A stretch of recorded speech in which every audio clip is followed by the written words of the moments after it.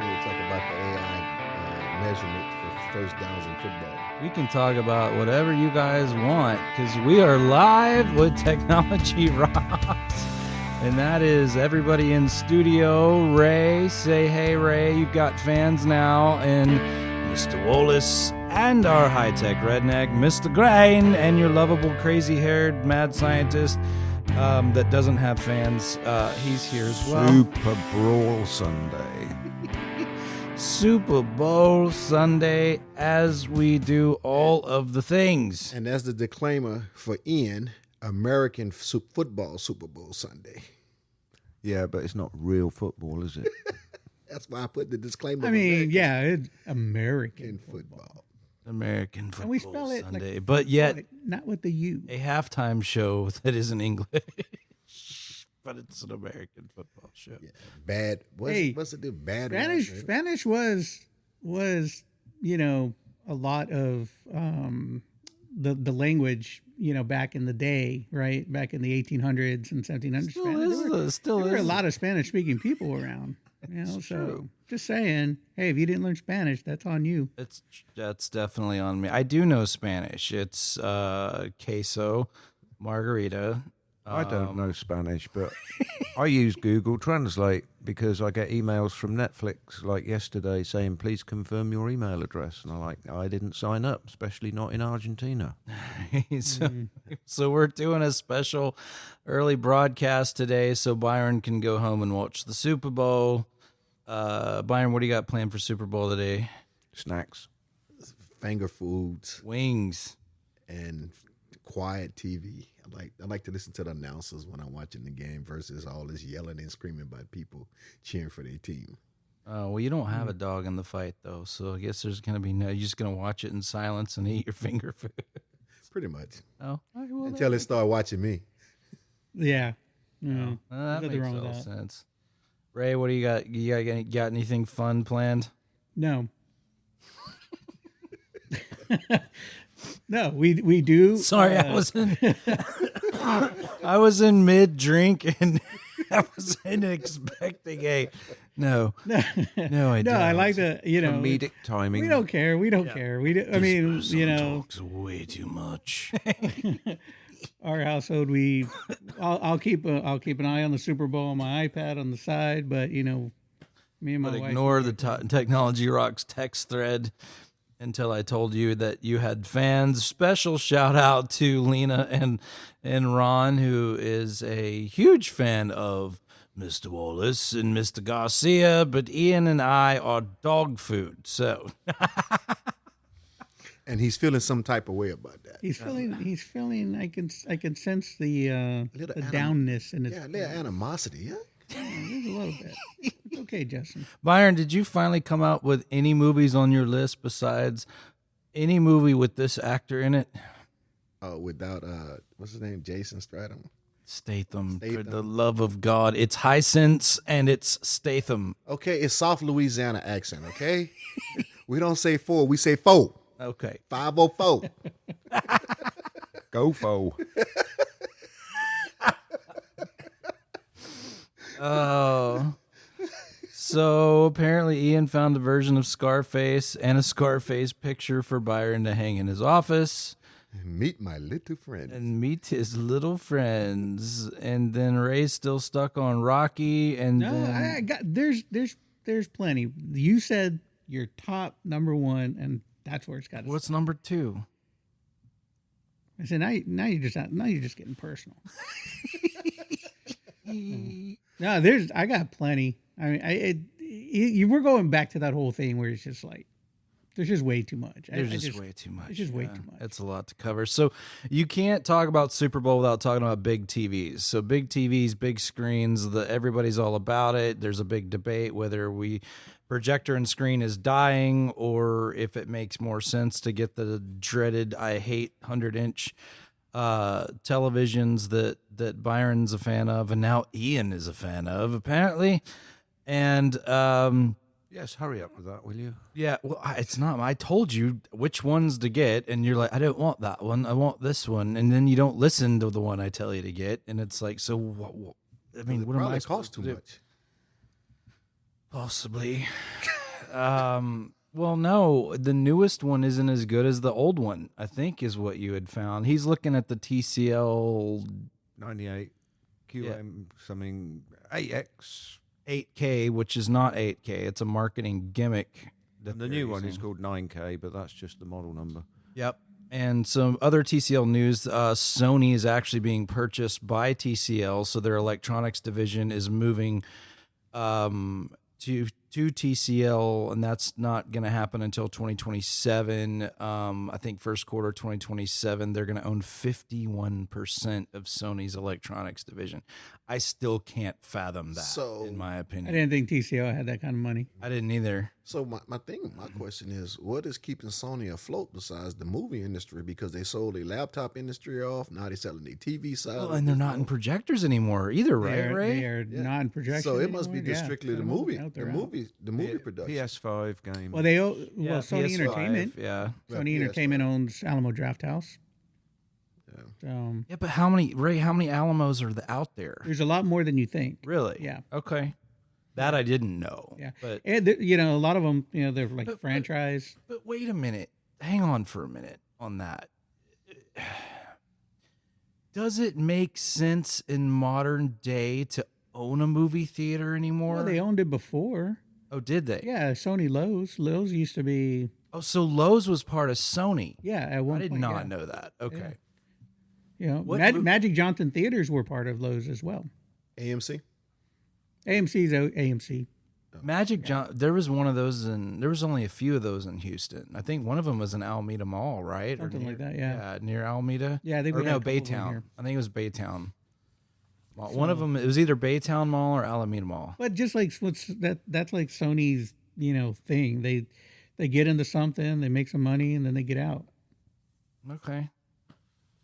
I mean, I just can't, in my opinion, Sony has always been the industry staple of quality when you think of televisions. They had the Trinitron, they have their XBR engine, and the fact that they're willing to sell their technology to a conglomerate in Zhangjiang, China, is just wild to me. But believe it or not, Sony was the innovator of the Walkman, right? Right. So they still make a digital player They do.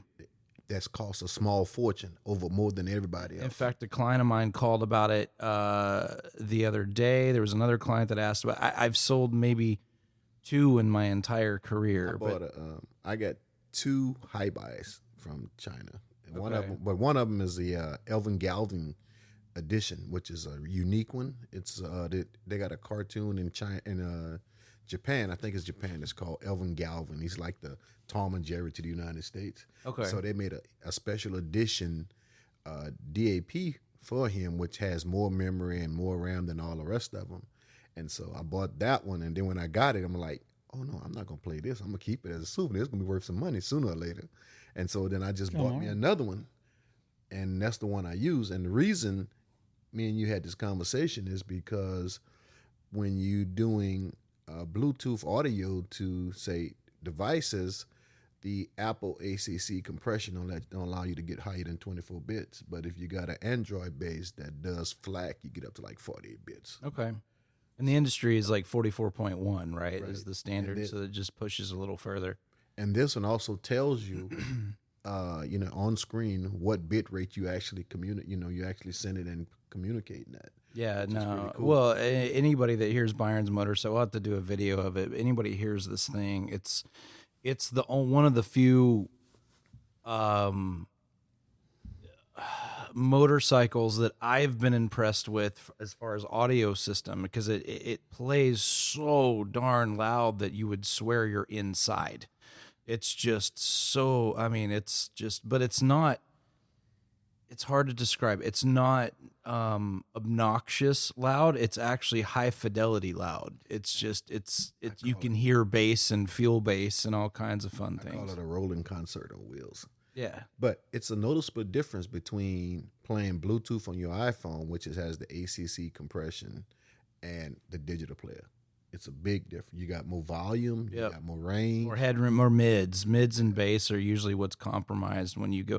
And that's the same effect when you go from Spotify to a different music service. Spotify is, I'm sorry, it's we're on Spotify. I have to be very careful, but so Spotify is amazing. No, Spotify, they don't allow high fidelity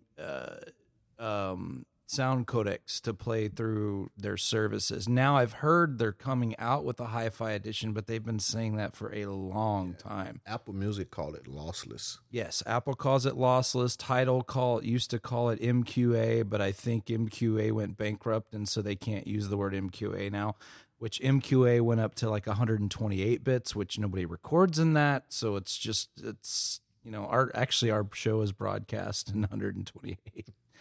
But for all of you that want to hear the buttery sounds of Mr. Wallace and Mr. Garcia and Mr. Grain and the bowl of dog food sitting in the corner because he still doesn't have fans. But no, that's okay.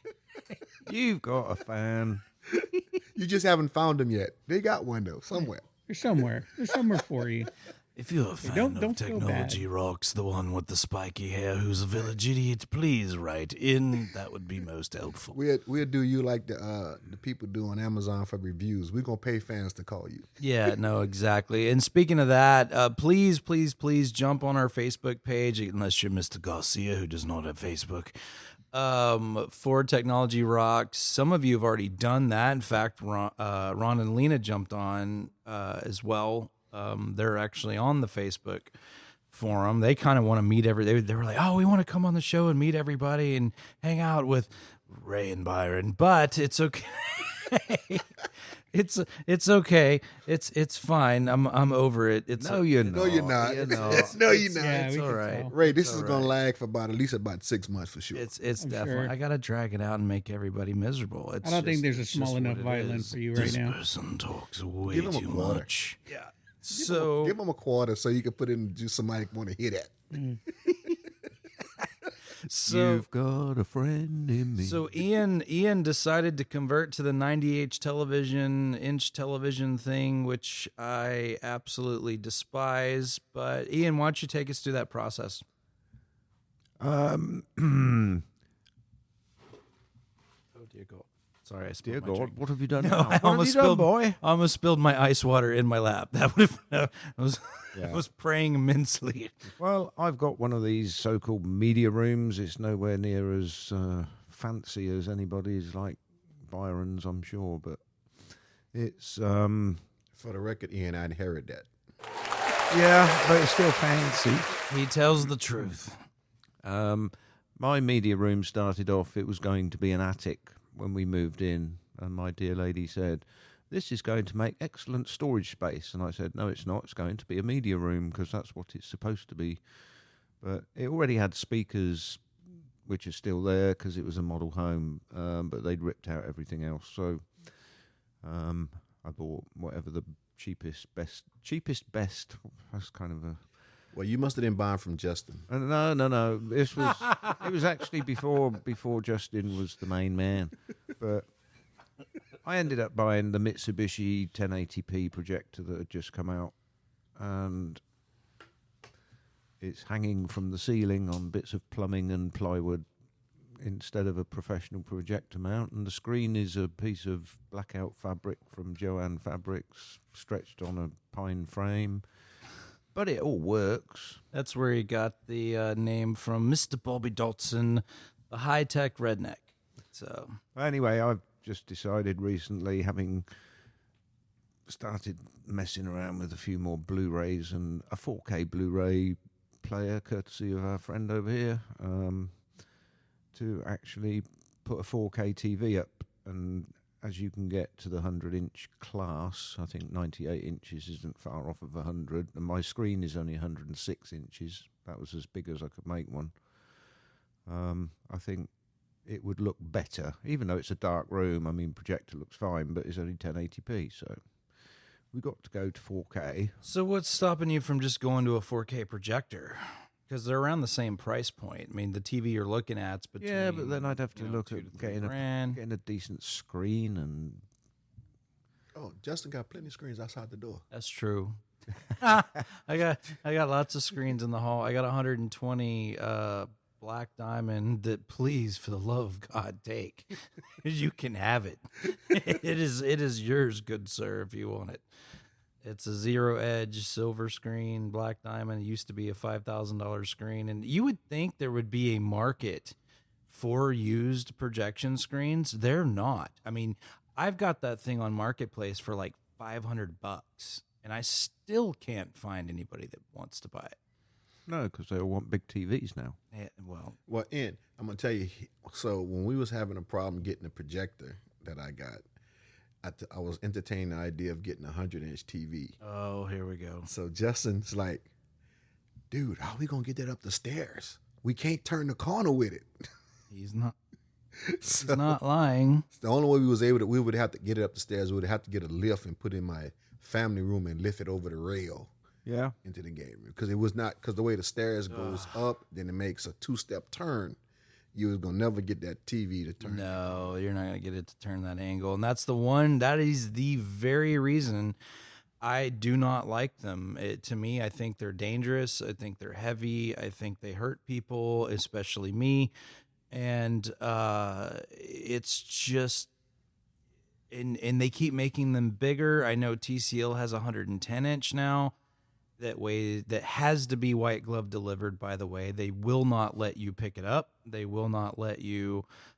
They will not let your installer pick it up. They have to ship it directly from the warehouse to wherever that TV is going to live. Now, once it gets up there, then you can do whatever you want with it. They're not going to install it for you, but they personally deliver it. So all of those, hey, it's only $3,000 for this 110-inch television. It's the part that they're leaving out is the extra $900 it takes for delivery of that thing. That's what Amazon did. My Hisense, they shipped it to the hub. Then the hub, they picked up from the hub from this other company. They came to my house like at 10:30 at night to deliver it. Yeah. Did they set it up too? No, they set it up. They set it right there in the dining room and left. They rolled it right in there and put all the dollar sign here and see you. Well, my point of getting that specific model of TV was that it's the last one that has the basic Google TV setup, whereas the new one has all the new Google stuff built in and all the new Google AI stuff. And all I want is a monitor. I don't want a TV. I just want something that I can plug. I just want to be able to plug. Now, see, stick with a projector, and I'm probably not got that problem. You don't have that problem with a projector. It just shows what you want to show. It doesn't do interactive. Nope. Not unless it's a short throw. So there's a category called a UST. That would be Epson, AWOL. Dear God, there's so many of them now. Valerian, Samsung, LG, and then there's one that I'm forgetting that's a bigger one too. Hisense or Hassan is Hassan is Byron would say. They all have a ultra short throw, and that is, to me, the ultra short throw is a very interesting category because I see it as more of a problem solver category. I don't necessarily see it as I would seek out one unless I absolutely had to use one. But if I had a small room, bedroom style, so much smaller than what you have for your media room, I would tell someone to look at a UST category if they wanted to go big, if they wanted to go huge. Plus, they only weigh 8 pounds as opposed to 200 pounds. You and I was entertaining that idea for a little while. Yep. We were, and the only caveat to the UST is where does the center channel go? That's the problem. Is it has to sit dead center in the middle of the cabinet, pull it out from the wall. That's how it broadcasts, and then your center channel is just okay. We can put it below it. We can put it above it.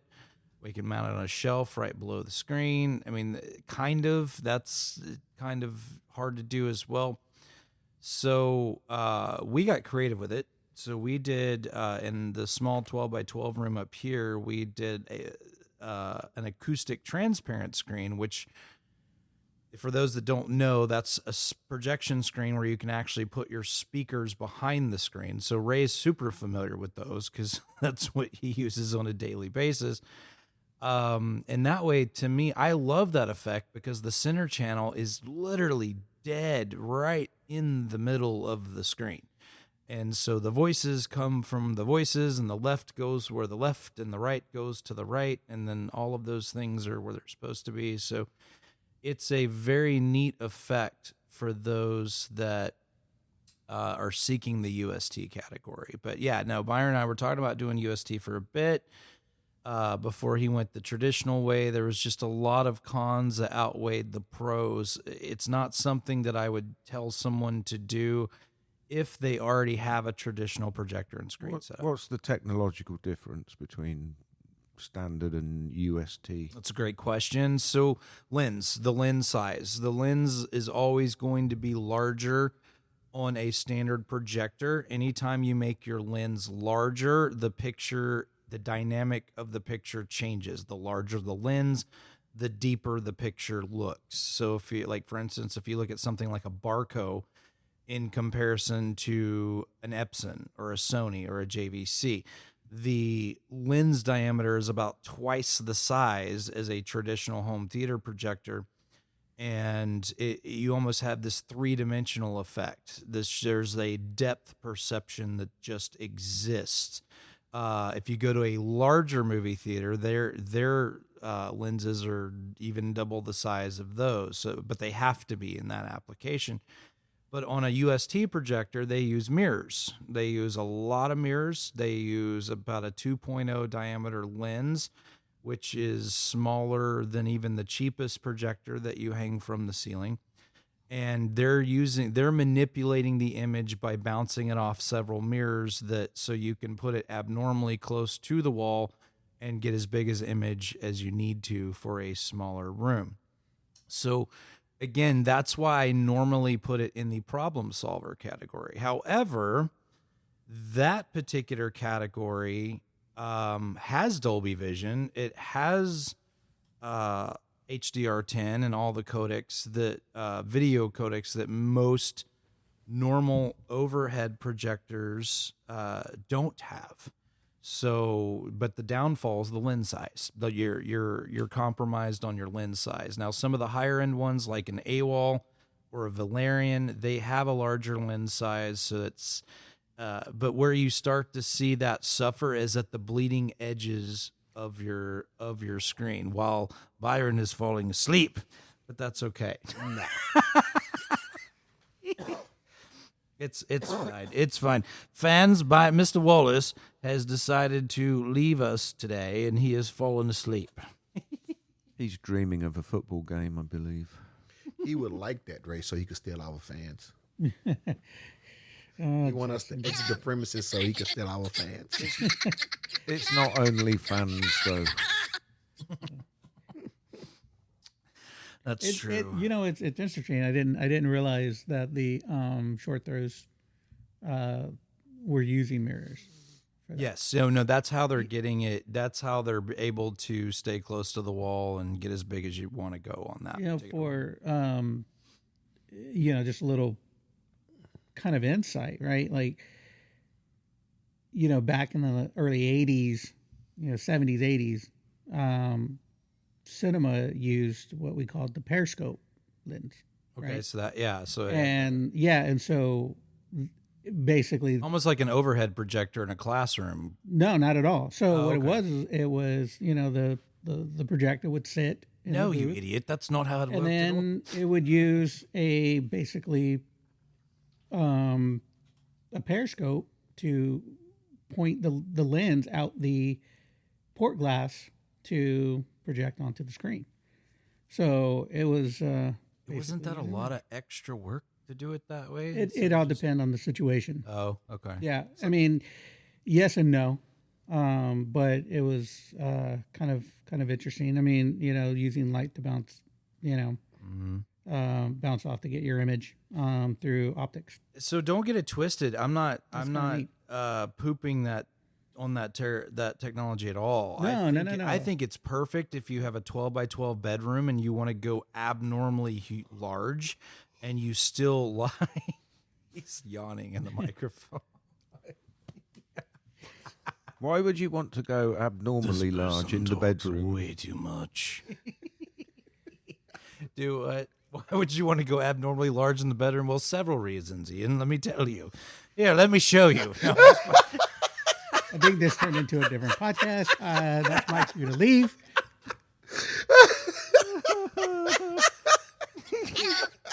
Now we know how to wake them up.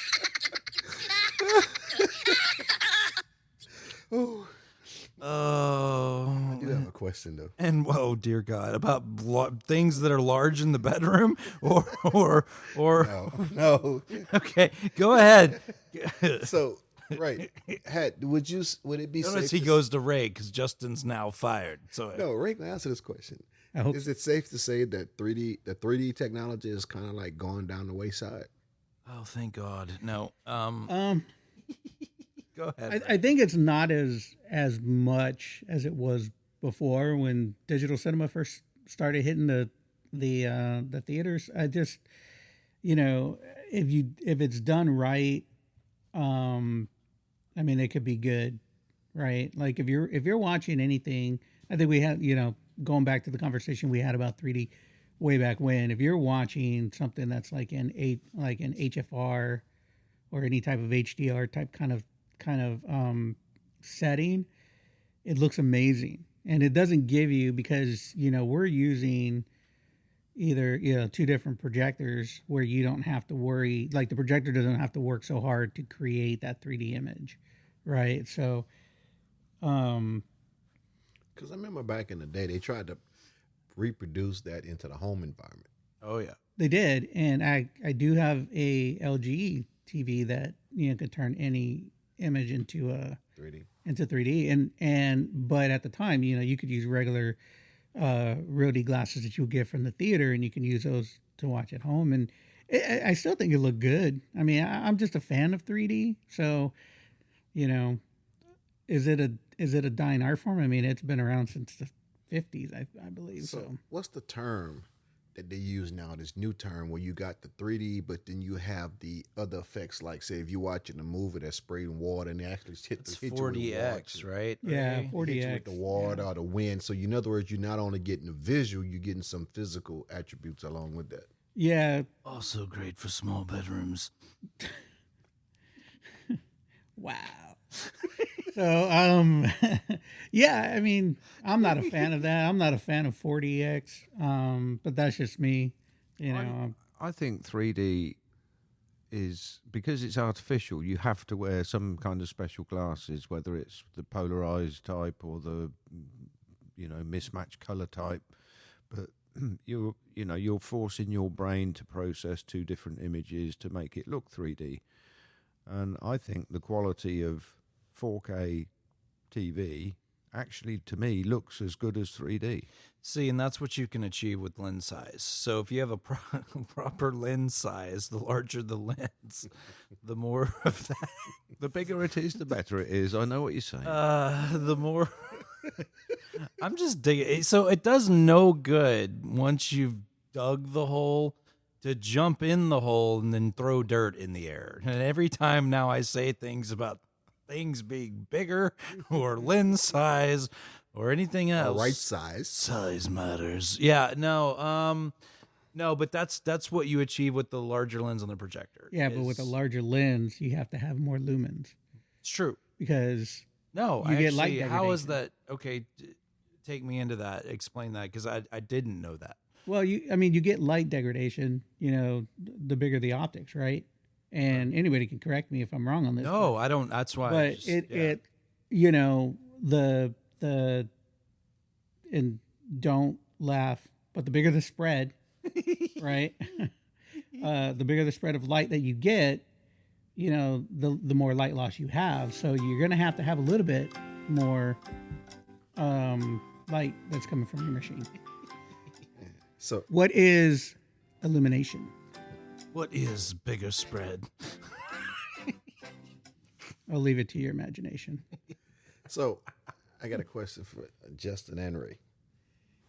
Oh, as he kicks the crap How out do of you the fix microphone. my microphone? So if That's a hardware issue. That's Justin's department. hardware in the bedroom, right? Oh my God. There is no recovering from this podcast. This is No wonder they've got more fans. If than dollars us. and no kidding. if dollars and cents was no object, what would be the ideal home cinema from a equipment standard view? In other words, like what projector, what amp, what configuration, what number of speakers, the whole nine from the, like you say, from the rooter to the tutor. Well, that's definitely a good. If money's no object, I mean, I would definitely hit with that Barco. Yeah, because to add a caveat, every home theater or every home cinema being built, the limitation is always the dollars and the cents. Right. That's what determine what you gonna get, how you gonna build it, or whatever. So I just wanted a general idea of if money was no object, then what would you? I'd buy the best TV. I mean, he said he'd go with the Barco, but like we talked about last week, I get severe rainbow effect on that projector. But that's that projector, not all projectors. So that's one style of projector, and there's a reason for that. And part of the reason for that is a single laser projector is still somewhat using the color wheel method and everything else, and it's not processing colors quicker than some people's eye can see. So that's why they've since then come out with triple lasers, and then they have, I don't know what's over a triple laser now, but now you have lasers. Quadruple? You have you have lasers for individual colors. So it's faster, quicker, and it's for people that have astigmatism or an eye issue of some sort. See, I can't do 3D for very similar reasons. As much because it gives me a headache. It gives me a massive headache every time I try to watch it. But going back to Byron's question, well, let's go to back to 3D for a minute. So the ultra short throw projector category still converts 3D. They still have 3D options. In fact, that's one of their bigger selling points when they advertise is it convert your video games to 3D, convert everything to 3D, and that's a selling point for those folks. But here's why I don't like big TVs. I've never liked big televisions that were cheaper, and it has nothing to do with selling them. It has, because we don't make anything off TVs anyway. So the thing is I don't like amplifying basic technology, because when you amplify a basic television, all of the idiosyncrasies and imperfections and all of those things will be amplified the larger you go, and then you start noticing those things. So as they've progressed, they've gotten a lot better than they used to be, for sure. Because back in the day, I remember when Sharp had a 90-inch. They had a 90-inch television, and everybody wanted it.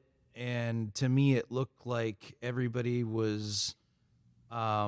if you got in a really dark scene like Batman or Star Wars or something like that, it looked like milk. It was a very milky, washed out, gray color instead of that deep, rich contrast that you're getting with an OLED television. That's why a lot of people are drawn to OLEDs, especially people that grew up with plasmas and LCD televisions and different type of flat panel technologies. OLED is probably one of the better that creates that ink blot look. Well, that's because that rich contrast. Yeah, because your LEDs are turning off. Has nothing to do with staying on.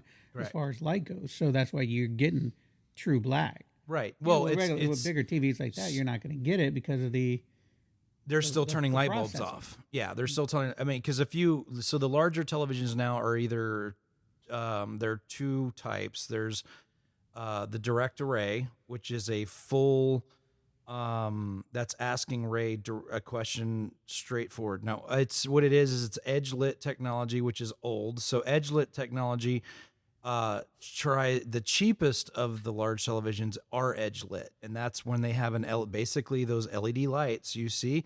They put it all the way around the border of the TV, and they try to cast toward the middle of the border, so it creates this ghostly effect toward the middle in a dark scene.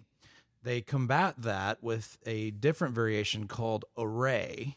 So that full array technology, which is edge lit, and then you have banks of panels that are directly behind the board. And now you have what's called mini LED, which mini LED is even more banks of light panels that are closer knit together. So now they can dim individual sections, which is why it resembles the OLED. So the OLED is actually two paper thin filaments that are positive and negative charge, very similar to like a plasma screen. And it's incredibly smart, thin, and they can do individual pixels to now on an OLED panel. And that's the newest generation of OLED that's come out since the mini array. However, to get a larger OLED that'll do that is incredibly expensive. I mean, you're still looking at 20, 30 grand category. So the reason I'm not a giant fan of the TV stuff is not because I don't like lifting them. Well, that's one of them. But the number two is that to me, it's just, yes, it's huge and it's massive and it's big. But the thing about it is you start noticing imperfection of the black level. You start noticing imperfection of contrast. You start noticing but once you get over the size and how large it actually is, then that's when you start really looking at it. But in comparison to a projector, that's, if you take a mid-range projector and you compare it to one of these $2,000 to $3,000 98-inch TVs, I don't know. I mean, I don't know how that would stack up to me. But if money was no object, I would still go projector. I love projection. To me, it's kind of like the vinyl effect. It's kind of like you just get that graininess to it that you get in a movie cinema and in a movie theater, and then you can always go larger than life and then dollar per square inch. But I think like, for that and going back to, what I would do personally, and just coming from the cinema side of it, if money was no object, I'm doing cinema style. Like my speakers. Are you going to go cinema style micro LED, or are you going cinema style projector? I'm going projector. Okay. I go projector because my speakers will be behind the screens. My surround sounds will be, yeah, same. That's there, what I would do. Overheads and then rears, and then making sure that, everything is how I would set it up at the theater. Right. So that's money. If money was no object, that's the way I would go. And I wouldn't use, if I could find a good, processor to use to distribute my sound, amplifiers, whatever, that would, for me, it was always QSC. I think QSC always had, a really good cinema series, which I think their speaker system, maybe their amp department, I think that they sold that off to MIT. It's a company based out of California that does a lot of. So not the same MIT. No, not the Boston, Massachusetts MIT. No, no, they're Movie Image Technologies. It's a company that has a lot of like old school cinema guys that run it. But that's what I would do, and I would try to just go out and get the best of the best. In this case, cinema processor we're talking about, I'd throw in a Trinnov, man. Yeah, Trinnov or Acurus, one of those one of the heavyweight guys out there. I know we're gonna have Rick Kenthorne from Acurus on. Eventually. What about speakers? See, but here, so Crux. Just the one Rail 32s. No, actually, I wouldn't. Rel 32s are great musicality wise, but as far as blunt force trauma like you need for movies, I would probably do an array of 1510s. I would do a line array of 1510s for left, center, and right, and behind the screen along with the speakers. I love line arrays. We'll get to that in a second. But to me, I'm with Ray. I would go projector and screen, speakers behind the screen.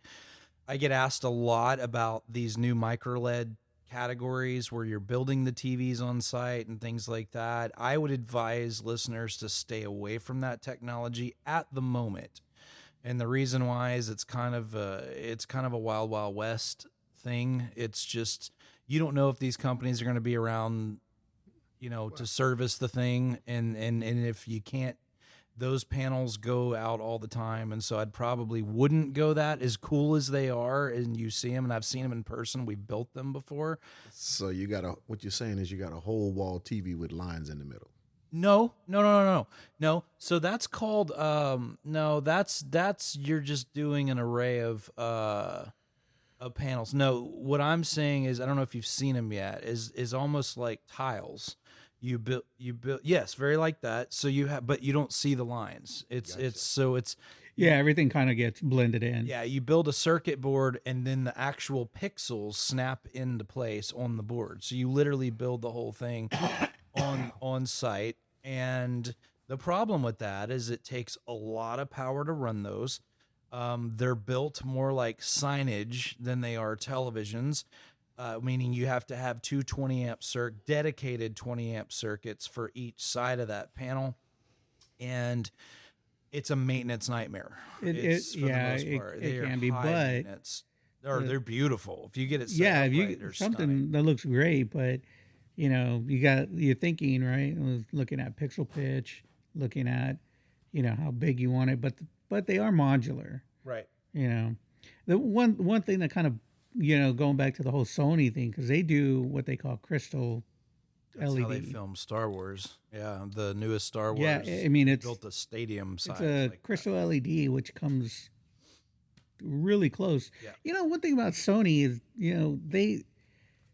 they come up with some great stuff, right? Like the Walkman, And maybe that's what Blu-ray. they want to do. Maybe they're moving into Panasonic territory. Where if you think about Panasonic became more of an innovator and less of a Blu-ray player, TV manufacturer. Philips Magnavox is the same way. They still in business? Yeah, Panasonic and Philips are both still in business. In fact, Panasonic owns Technics, turntables, amplifiers, DJ stuff, all that stuff. What you call it, Technics?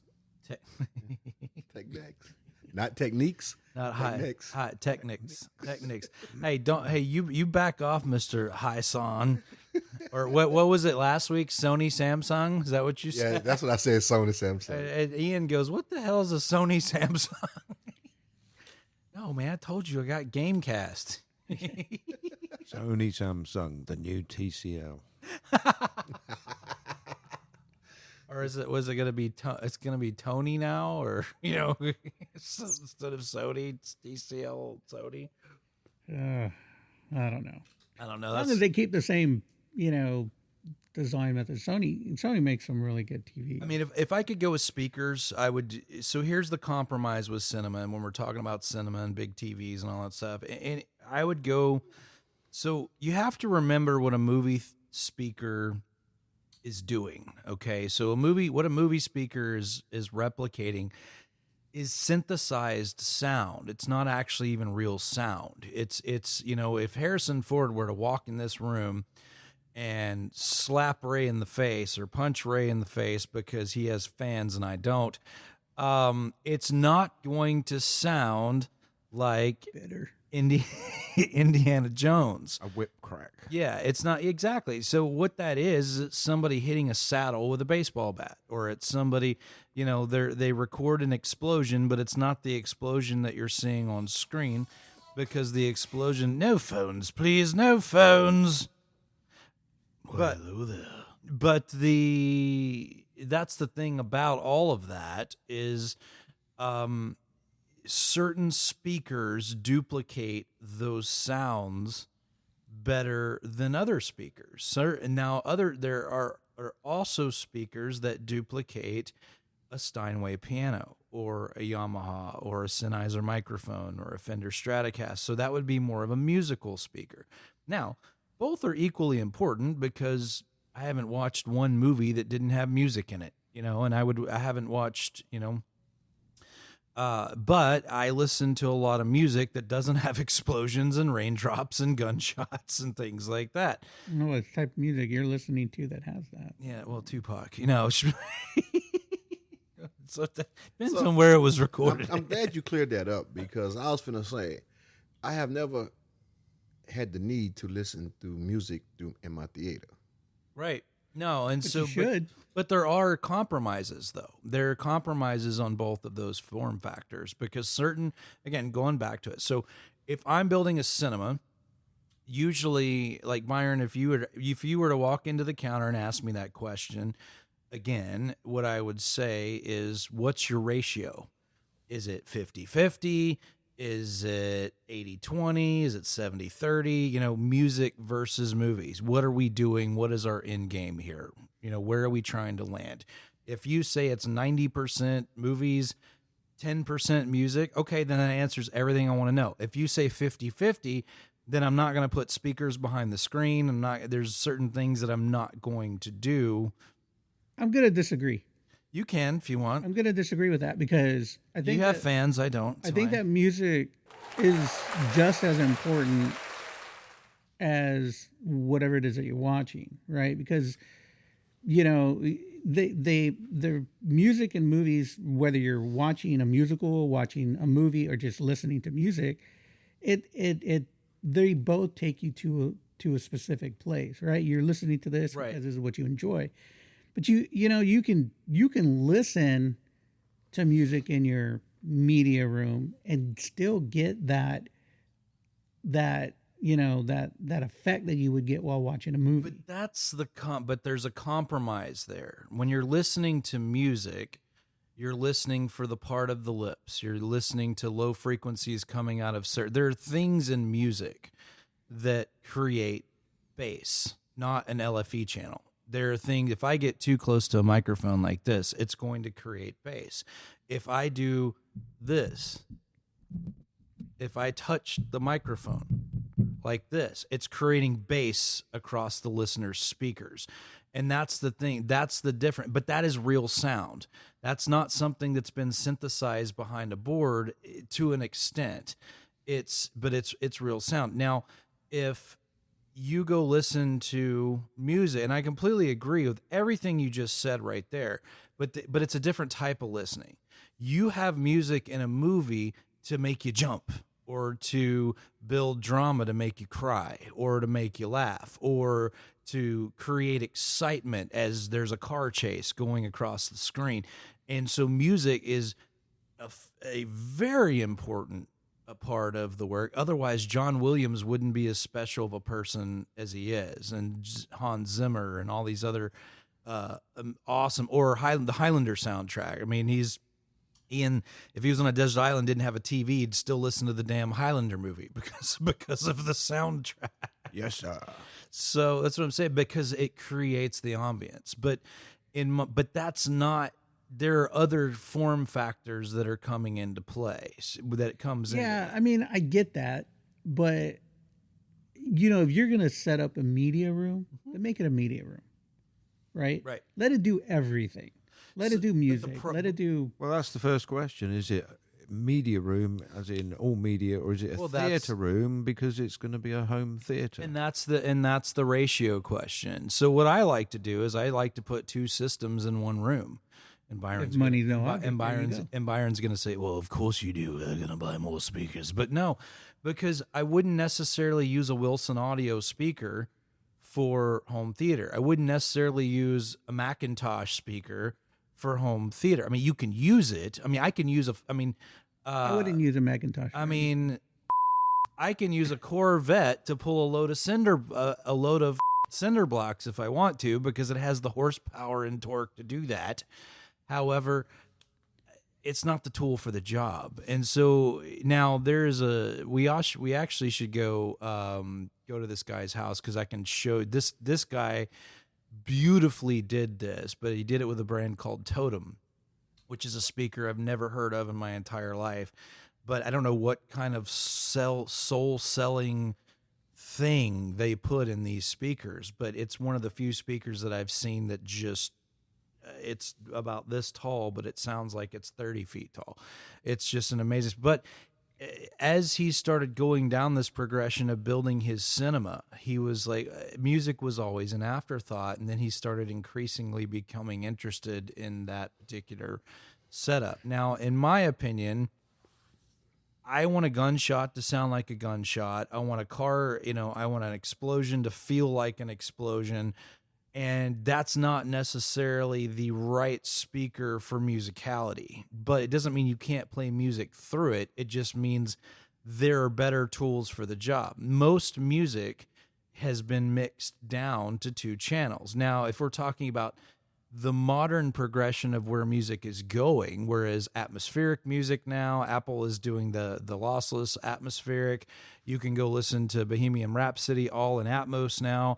All the Beatles. I know the Beatles have done and that's that, kind of where I was going with that. Oh yeah, live music concerts are amazing in a surround sound system rather than a 2 because channel. it's I mean, why not? Because you got speakers that are good enough to do that, to make everything sound the way that you want it to sound. Like, and me, I'm a huge component. Like, I love QSC speakers because of what they produce. I won't hold that against you. It's fine. And they just have such a great. But can you take a QSC speaker and so when I think yes, the answer is yes. Just straight to the point. Yes. My question was, can you take QSC speaker and tame it? I mean, to me, it would be like using a dump truck to back in your garage to take your trash out to the curb. I mean, can you tame that system down enough to put it in a house without melting your face off? Because those things are made to be in stadiums and large rooms. Well, the original question was if money was no object, Right. then yes. But with the limitation of a room. I mean, they make, well, I would have to go back. It's been a while, but I would have to go back. But they make speakers that are small enough to run a. So that 17 by 20 room that's on the other side of the wall, we could run that on a QSC. We could build a QSC system that would run that. Well, I mean, that room, no. Well, wait, which one? This one right here. Yeah, the big one. Yeah, absolutely. Yeah. Yeah, absolutely. I think so. But if You don't need if money 200 was no subs. object, you'd build a house with a theatre attached.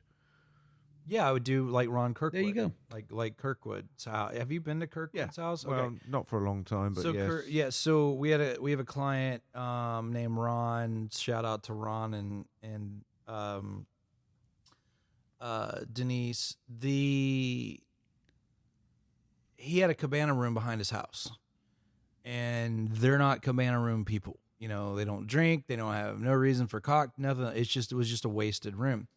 And so he invited me over because he's always wanted a real home theater. And so he invited me over, and I went and looked at his house and kind of walked it over. And there just wasn't a room in this house and we hadn't even looked in there. There wasn't a room in the house that was going to work. And I was like, man, I don't think we got a room. I was like, we can beef up your living room a little bit, but there's really not a room that's going to work for what we're trying to do. And as we were walking out, I saw 2 doors. There was a door to his garage, and there was this other door. I was like, what's this other door? And he's like, oh, that's just a storage junk room, cabana room we're never going to use. And I was like, hello. It's just like, what do you mean it's a storage junk room, cabana room we're not going to use? That sounds absolutely perfect. So yeah, and it was about 26 deep and 17 wide. So it was beautifully done. So I said, all right, we can do this. How far do we want to go? And he said, I want a Cinemark. I want this to sound like a cinema. And so we busted up the tile. We busted up the sheetrock. We got rid of the window. I mean, we built it. We floated the room, floated the floor, isolated the whole thing all the way to THX spec, acoustic panels, whole 9 yards, and good carpet, good everything. built the stage up front, subs in the back, subs, and this is before subs in the front and back were popular. It was before it was actually, the normal thing to do. And it was amazing. It was, it's still probably one of the better cinemas that I've built in my entire career. But it was a room that was purpose built. It was built for, and I cannot, I cannot add that room acoustics is so important to the way a room sounds and enhances. Everybody gets so hung up on room correction technology and all this hokey pokey wizardry that's supposed to make this crappy pile of garbage sound better instead of just correcting the room. And you can take even a basic home theater that's budget level friendly and add some acoustics and really do the acoustic work in the room, and it's going to sound better than a high-end room. It just will, that without any acoustic treatment. I agree with that.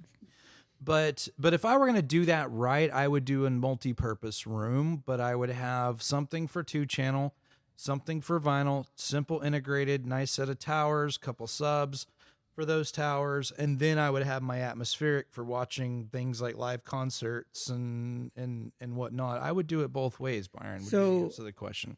Yeah. So with all that, what do you think? Well, my I next feel like you just called on the class and he was sleeping. no. Money, no object. You've forgotten the elephant in the room. What's that? The K word. Oh, that's Colitis. definitely. Oh, wow. Why do you got to bring up some wounds like that, man?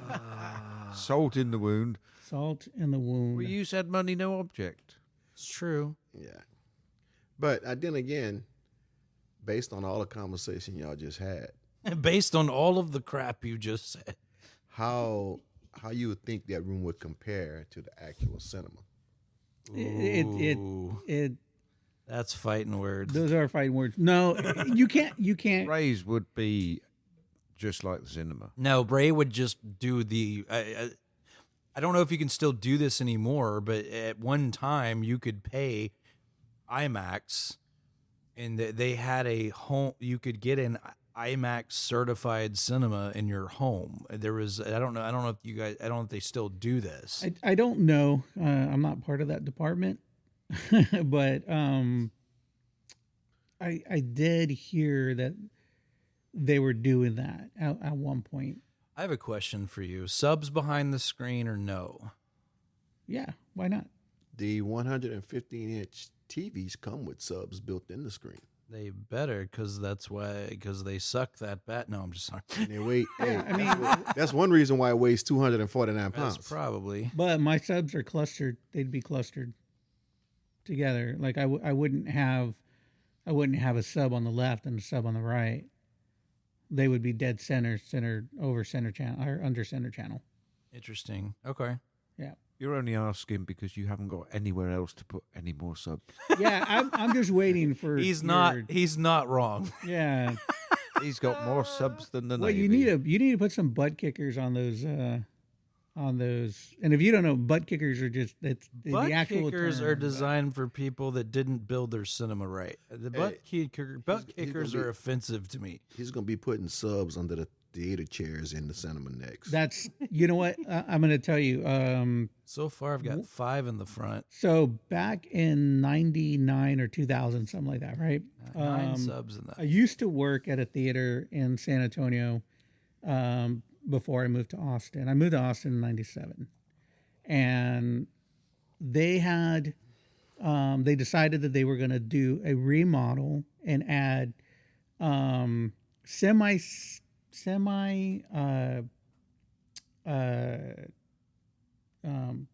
what do you call that? I can't even think of the term right now. 7-inch risers instead of 14, right?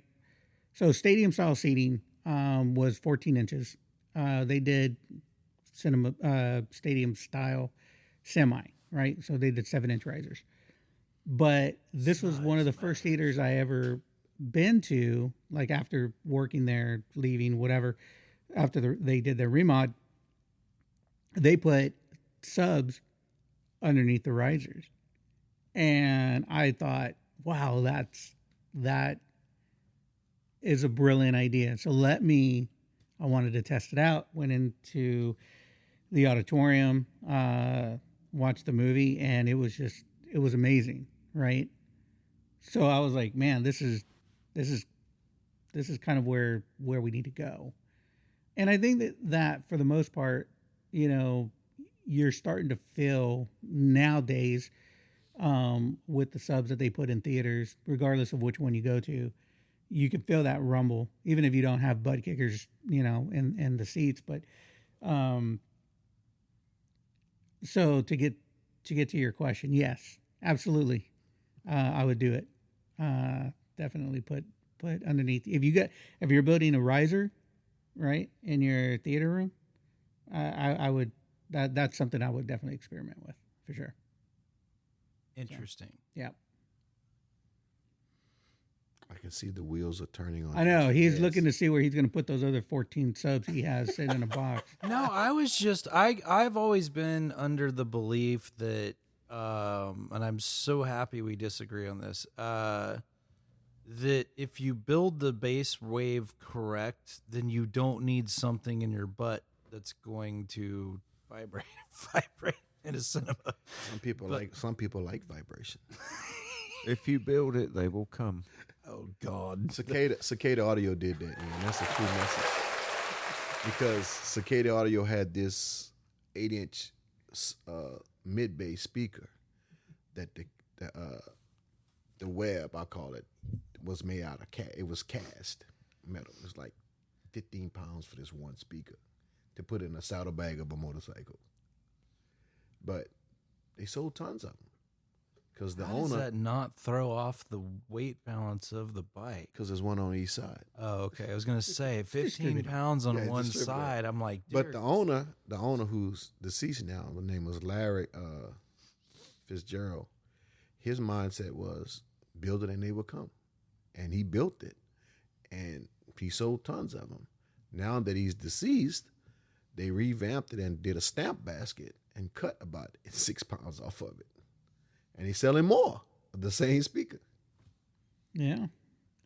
It's all about innovation, where you go, right? With sound. So, I mean, again, there's no,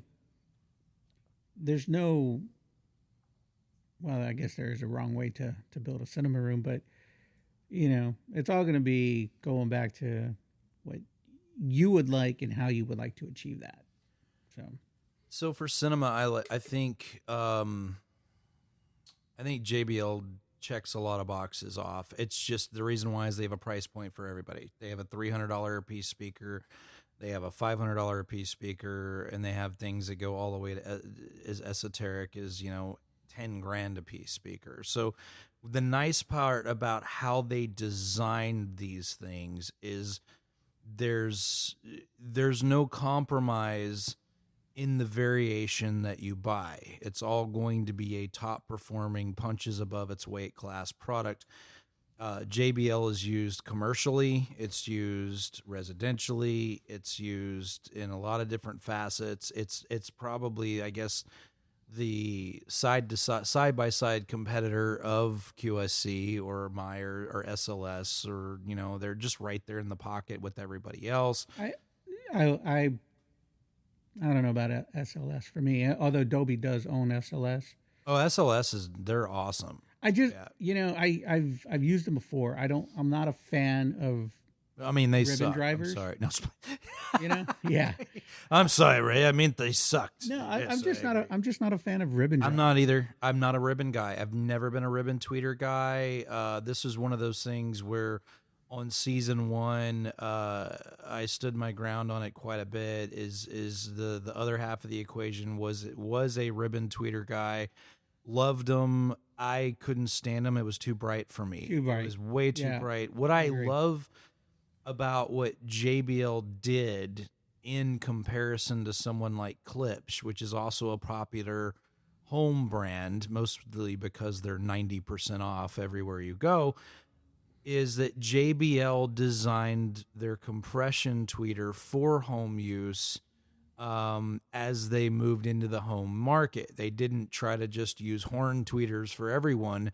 They softened it a little bit so you could put it in a medium-sized room or a large room or a small room, and it's not blowing your face off. I think JBL consumer products are better than their cinema products for the theater. Yeah, so I don't know very much about their cinema products for theater at all. That would be your territory. No, I think it was just a lot of the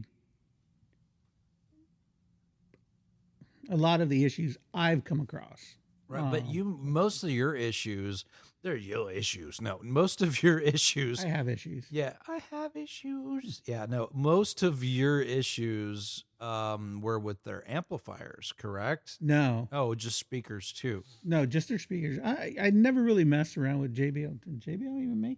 Well, Crown. Oh, I mean, Crown. that's them. No, Crown. Their old stuff was really good. The only Crown amplifiers that I ever had issues with were they had a cinema series called the CE 2000s, and they were just a mess. They were a constant mess. Yeah, but I mean, we used a lot of Crowns in the 90s and stuff, and they worked fine. They were great. Yeah, no problems with them. But JBL, you know, mine was more hardware on their speakers. And then I had a lot of like their diaphragms were constantly going out when you hit certain frequencies.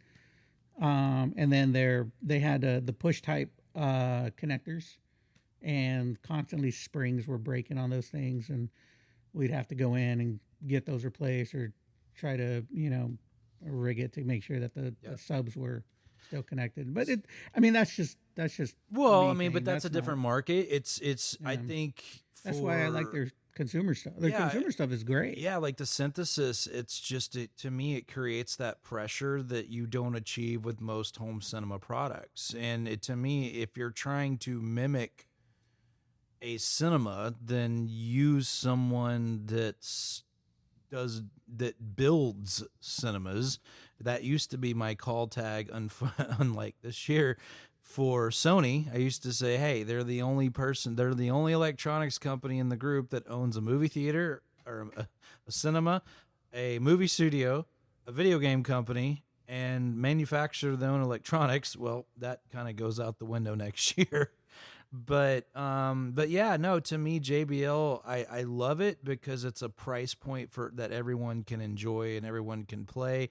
I've heard entry-level JBL, which would be called there's the studio, and then the stage, and then synthesis. The stage level product, it sounds great. It's, you know, I think retails you can build a whole 9-channel room for like $1,600, $1,700, all speakers in. Yeah, you know, that's what I'm saying, and it sounds great. It's easy to power. The fact for one of the first ones we built was on a Marantz Cinema 60, which isn't a heavyweight AV receiver. Powered it just fine. Didn't even break a sweat, you know, and it's just like, and then we used the Rel 3D stuff, opening up the high pass things. And to me, that is the best unkept secret of home cinema stuff out there. But if I were doing something just for cinema, it would be synthesis, or Crix would be number 2. I love Crix. I'm fascinated by Crix. I think Crix was really, really cool. Yeah, I've been fascinated with them since. I think Trenov does a lot of stuff with them. They do, but they are an Australian-based company. And then Priscilla, Trenov partially owns. There's another company that a lot of folks don't know about. Is called Priscilla. Priscilla is actually partially owned by Trenov, and they have a direct relationship with Trenov as well. But it's all the same type of stuff. It's all compression horns or compression tweeters. Or they call them compression drivers, don't they? Compression drivers for the highs, and just really there's nothing esoteric about it. It's big, ugly, bulky, flame-throwing dragons that just do what they're supposed to do. And if I were building anything, it would be in that category. Now, but 2-channel is a different realm for me.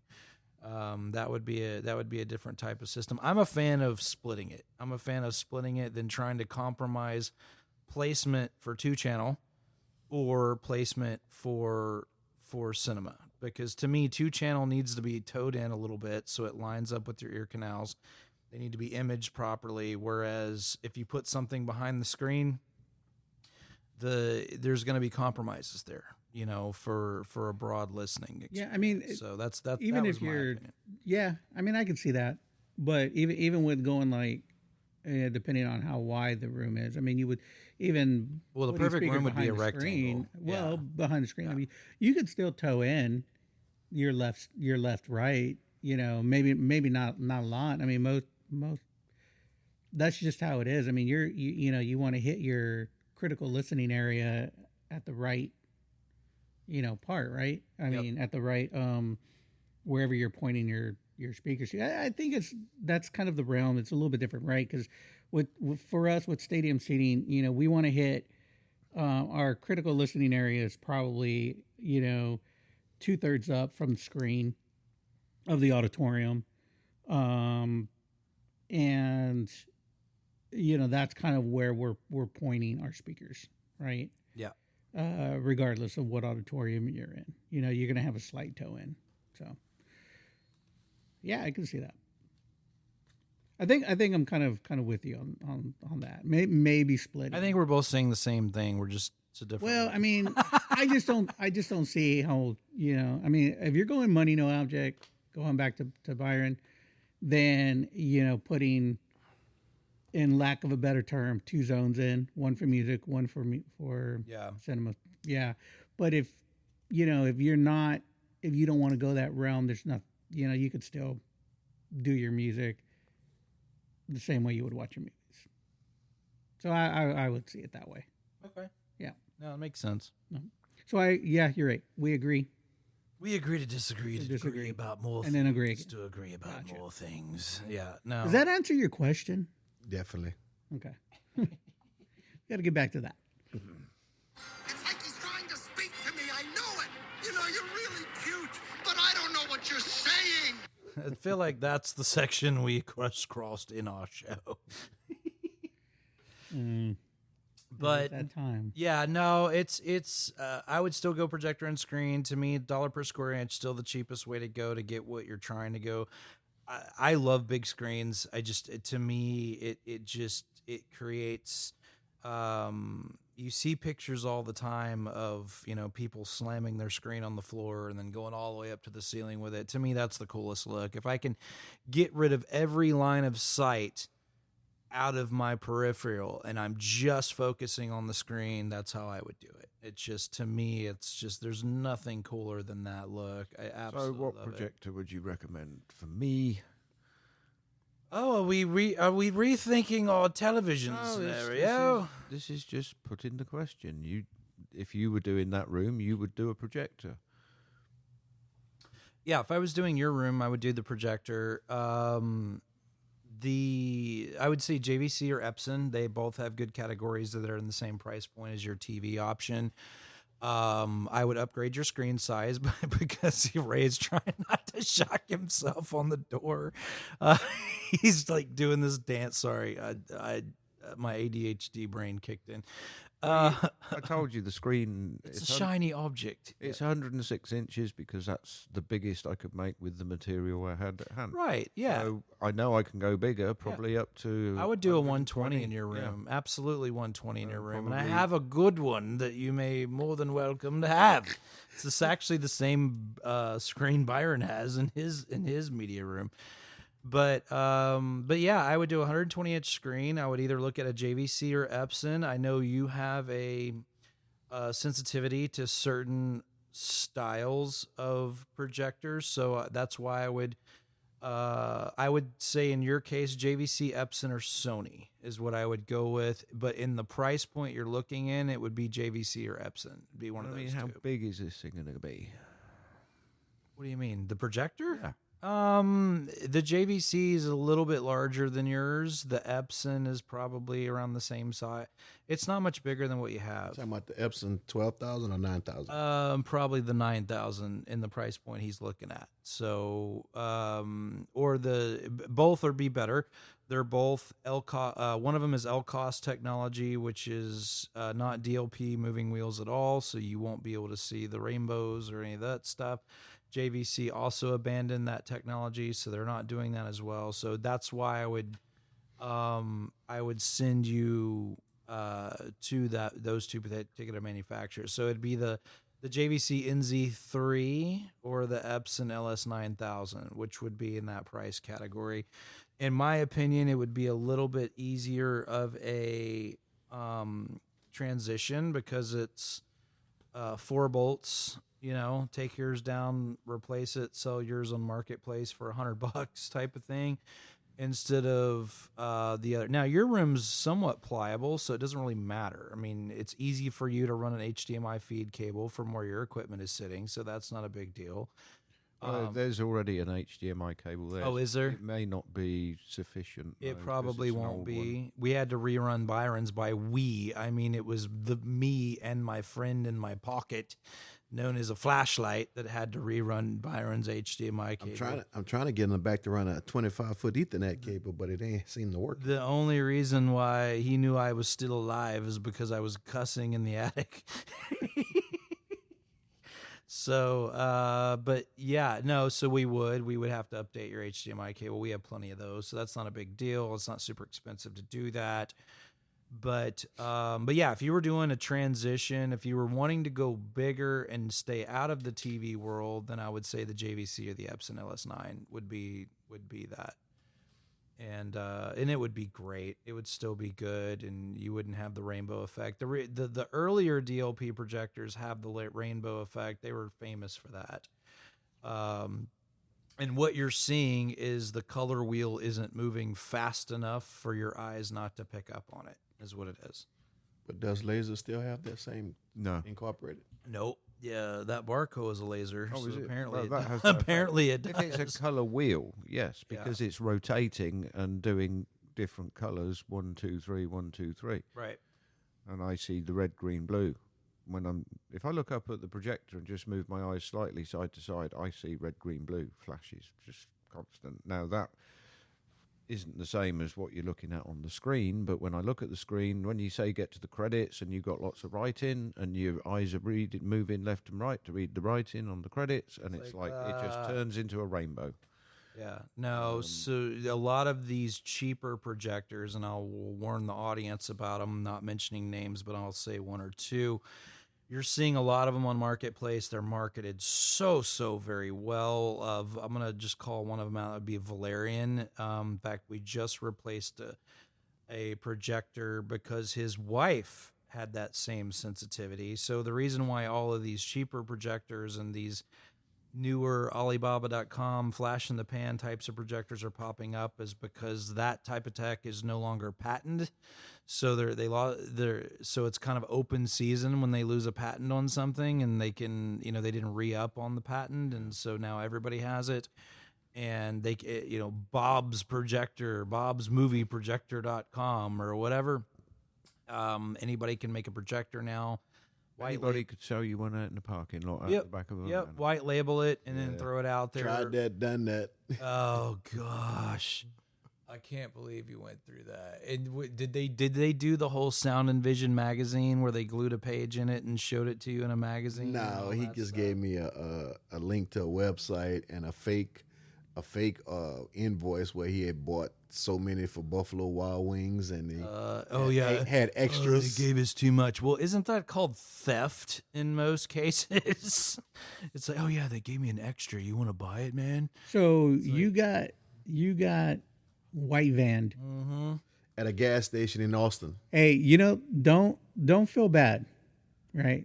My brother-in-law doesn't listen to this, but I might just send him this episode and this little clip.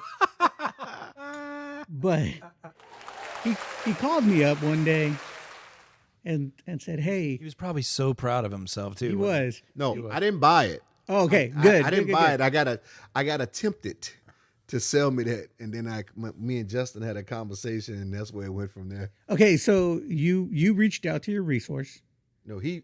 So I was at a gas station, and You called me from the parking lot, I believe. Right. And I was Of like, the oh, gas- goody, I have questions. of the gas station, and so I'm pumping gas, and this dude just pulls up in a van and is like, "Hey, man, you know, and that's the time we had started talking about projectors. I got this projector, man. It's like a $15,000 projector. I'll let you have the projector and the screen for $1,500, like that." And so then he sends you, "Here, this is the website of the projector," and then you go there and it shows this, fancy projector and all that. Then it shows you the info. I said, "Well, where you get it from?" "Oh man, I'm a contractor for we was building this new Buffalo Wild Wings, and they gave us too many, so then my company told me to go and sell it. My company out of Pearland." I'm like, yeah, okay, sure. Mm-hmm. Yeah. So at least you reached out to somebody you knew that had knowledge. So Or at least I get a pretends phone to. call from my brother-in-law, who shall not be named. Wait a minute, Alex Estrada. is this the same brother-in-law that has Macintosh? No. My brother was using Mac. Oh, okay. But so he called me up and he was like, "Hey man, tell me if this was a good deal or tell me if I got screwed." And as soon as he said that, I said, "You bought a surround sound from a gas station, didn't you?" Oh, And he was like, "How did you know?" And I was like, "Oh my god." Because they always hang around banks and gas. They They always did. hang around places did. where you can go to ATM. So Yeah. with that being said, I've been He approached actually by bought one it. out here in this parking lot. Oh yeah, yeah. Oh wait, this one? Yeah, Really? oh, yeah, long time ago. so don't at least you reached out. I'm like, dude, you could have called me. Well, like, I'm always kind of skeptical of a deal that's too good to be true. Even when my best buddy over here on the right hand side of me tries to sell it to me, yeah, man, you need. I got this set of Logan Martins that you need, and wait, Justin, what's the price tag? It don't cost that much. Only like $2,500. wow, he's trying. Man, he's trying to censor you. For letting the cat out the bag. So, what are Logan Martins? They're just like Samsung Sony's, brother. Oh, they're not Martin Logans then. Yes, no, they are Martin Logans. He just called them Logan Martins. Yeah. Okay, it's I thought it was a new sneaker. Dyslexic kicked in. Okay, it's just backwards. It's Gamecast. I told you about this. No, so there's a funny story. So there's an audio shop in Dallas called Bjorn, and they've been there for long. Oh, long I think they're time. based out of San Antonio because they've been there for. Okay, maybe I'm thinking San Antonio then. Yeah. So one of those white van dudes approached Mr. Bjorn at a gas station. So the guy that basically he owns Bjorn. It'd be like talking to Sam Walton that owns Walmart, whatever, or it did. So he walks up to him and he said, "Hey man, I work for Bjorn's and we got a couple systems left over from a job and we're just trying to get rid of them and da da da." And Mr. Bjorn looks at him and goes, "Oh, you work for Bjorn?" He was like, yeah. He was like, well, show me what you got. So he opens his van. He's got all these Gamecast, not even ViewSonic. It was ViewSonic with a K instead of C. I mean, projector. I mean, just all this, white market stuff, white labeled market, stickers still peeling off the box type of flea market stuff. He's like, yeah, this one's like a $10,000 projector. Just got it. I just don't want to take it back because I don't want to drive back. And he goes, and you work for Bjorn? He was like, yeah, I work for Bjorn. He said, okay. He said, well, let me go to the ATM. How much you selling them a whole lot for? And he told him, and he said, okay, let me make me a deal and I'll buy the whole lot from it. So he went into the store and acted like he was going to the ATM. So he called the police when he was in there. And he said, I'm Bjorn. I am the owner of this company. And this person is pretending to be an employee of my company and trying to sell merchandise in a parking lot. And then the whole thing blew up. But he ended up getting them caught, but they were just on the street doing it again the next day. It's not against the law. But if what they found out is if you're impersonating a store or say you work for an entity, then that's where they crossed the line of doing what they were doing. So Yeah, I mean, those guys have been around for a long time. I know Bjorn's been around for a long time. oh yeah, no, they're just hi-fi shop, just Yeah. toy store, same thing. But I'm going to stand outside here and say, I work for Define AV. Would you like to buy a cheap kaleidoscope? would you like to buy? I'll be first in line. It's the A series. It's the Kaleidoscape Strato A. Strato Alpha. Yes, it runs off a Plex server. Yep. We'll even load it up for you with No hard drive space, strictly cloud space. Oh god. Strictly cloud based. Speaking You need a 30 gig internet pipe. Speaking of that, some of those problems are actually rearing their ugly head in the world of Kaleidoscape. I know there's going to be a price hike coming up because of the microchips and things that are being used for processors. The price has gone up on the processor microchips, and so that's going to start affecting, I would assume, most electronics coming down the pipe because of this wonderful thing called artificial intelligence. But yeah, so. But speaking of that, it's a true story. So when I worked in oil and gas, they had a guy from California was moving to Houston, and he was a geophysicist. So he was a world-renowned geophysicist. He was like in the top 10. And so we had to buy a plane seat to bring his server with him. He didn't ship his server, sat on the plane right next to him. And when he got to the office, we had to put him a 10 gig Ethernet pipe from the data center to his office. Wow. Just for him, because he was, quote, quote, that guy. Here's an actually interesting thing that Mr. Graydon will be interested in. Silicon Labs is to be acquired by Texas Instruments. So Texas Instruments is buying Silicon Labs. If you don't, HD home run. yeah. So yeah, they're the Z-Wave authority. Yeah, everything about Z-Wave. So basically, Texas Instruments is actually taking over that technology because they want to help develop with their chipsets and whatnot to enhance Z-Wave products. So you might be interested in that. That's actually going on right now. So Need to find a way to increase the distance. The distance isn't bad. I'm running a lot of Z-Wave. Yeah, I got 2 repeaters for 1 door lock. So I remember that I told you to buy a lamp dimmer. I was like, dude, just buy a lamp dimmer. A lamp dimmer? Yeah, just buy a lamp dimmer. But I don't have a lamp I need to dim. Doesn't matter. Just buy a lamp dimmer. It's like Anyway, I switched to a hub called Habitat a few years back, which keeps everything local. It has voice like Google and Alexa available. You can add it, but obviously that relies on it going out to the internet and back again. But if you want to control anything locally, you can do it from an iPad, whatever. So Anyway, so I discovered on their latest version, which I installed a few weeks back, and looking at the app, it actually brings up a mesh app, a map of the mesh, and you can move it around in 3D, and it shows you and everything was connected to everything else except for 2 things, and one of those was offline, but not always offline. I don't know, it's weird. So it helped me solve problems, but I was surprised that things were talking to each other across the house. I mean, I had repeaters at one time, but I don't think I need them. And it's all Z-Wave Plus stuff now anyway. Well, I control my door locks from the alarm system. Yeah. And so I had this one door lock when I first put it in. It was great.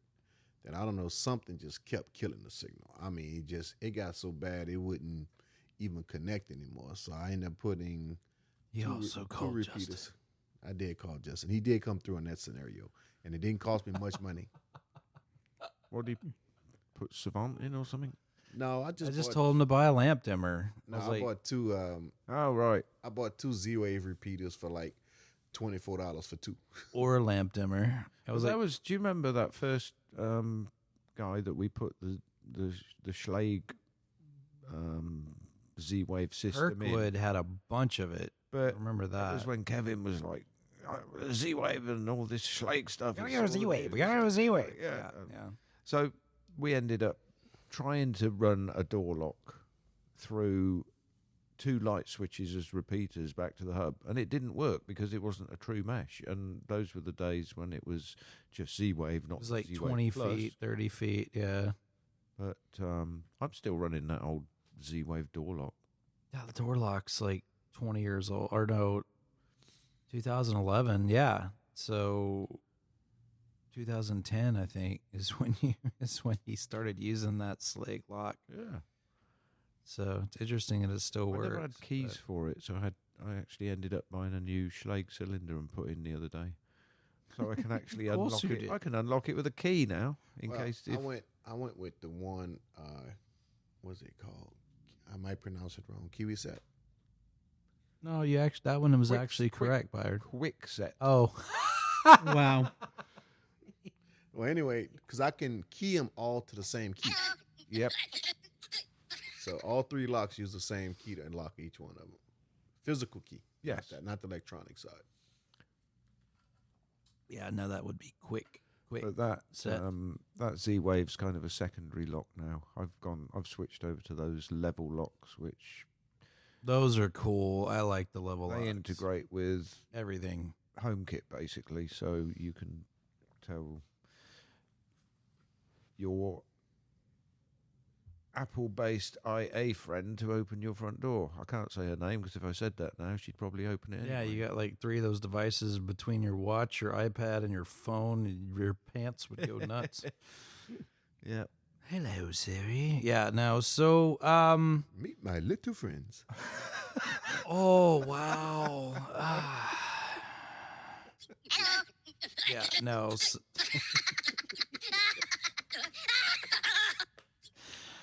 Oh, Kevin. Yes. No. Yeah. So, Ray, would your home cinema have 3D in it?